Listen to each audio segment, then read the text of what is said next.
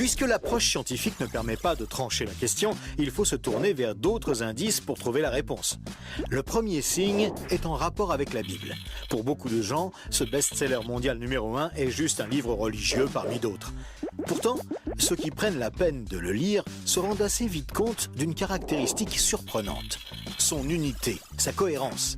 Bien que sa rédaction ait demandé 1500 ans, elle nous dévoile un propos cohérent qui s'est construit progressivement au cours des siècles et qui apparaît au final comme un édifice impeccable, majestueux, et qui dépasse totalement ceux qui l'ont construit. Des premières pages au dernier mot, elle est centrée autour d'un même sujet, la connaissance de Dieu, le Messie et le plan du salut divin pour l'humanité. Pour celui qui ne connaît rien à la Bible, cette affirmation peut paraître un peu fumeuse. Pour lui, c'est juste des mots, des concepts abstraits, de la spiritualité, sans rapport avec le monde réel. Mais pour celui qui la lit et cherche un peu, l'évidence devient de plus en plus écrasante que quelqu'un, derrière ce livre, au travers de centaines d'épisodes, de miracles, de prophéties et d'événements surnaturels, quelqu'un a construit un message qui nous est adressé. Par exemple, Moïse expose clairement la base de la relation avec Dieu et annonce la venue du Messie. 5 siècles plus tard, David, parmi d'autres, prophétise les détails de la crucifixion tout en engendrant les ancêtres de Jésus. 300 ans plus tard, c'est l'œuvre monumentale d'Ésaïe qui complète de façon saisissante le portrait du Messie, annonce son sacrifice, sa résurrection et la future restauration mondiale.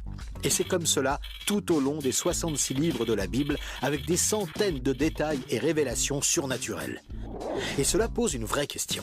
Comment cette quarantaine d'auteurs tellement différents, Moïse, David, Salomon, Ésaïe, Daniel ou Jésus, qui a accompli des dizaines de prophéties par le seul fait d'exister, comment peuvent-ils parler d'une seule voix et aborder chacun une facette du même message ?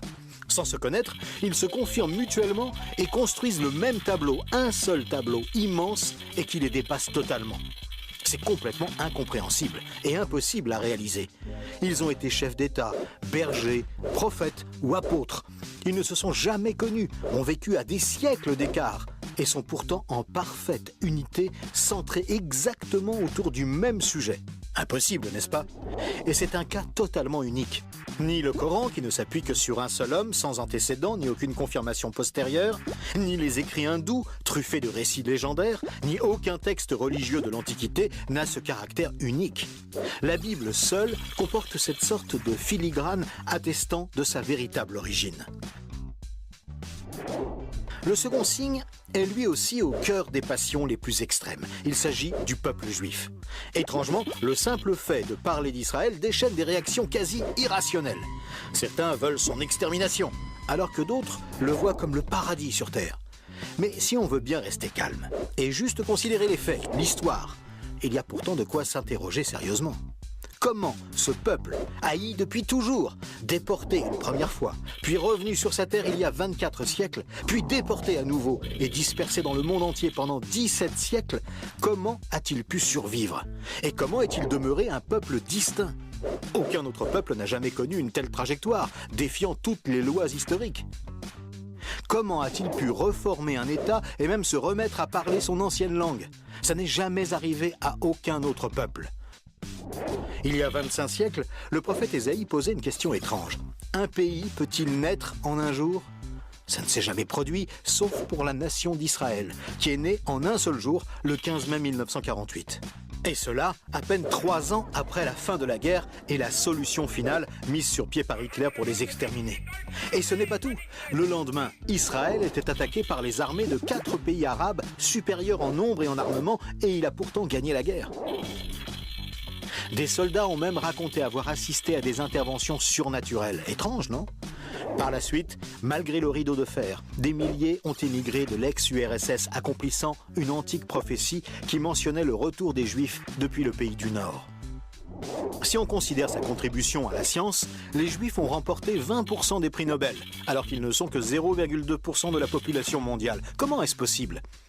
150 ans avant, ce n'était qu'un pays désolé, entièrement livré à la mauvaise herbe. Et aujourd'hui, on en parle comme d'un miracle d'agriculture.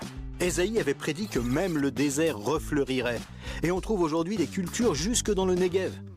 Interrogé par le roi de Prusse, Frédéric II, qui lui demandait une preuve de l'existence de Dieu, son chapelain lui avait répondu « Les Juifs, sire, les Juifs ».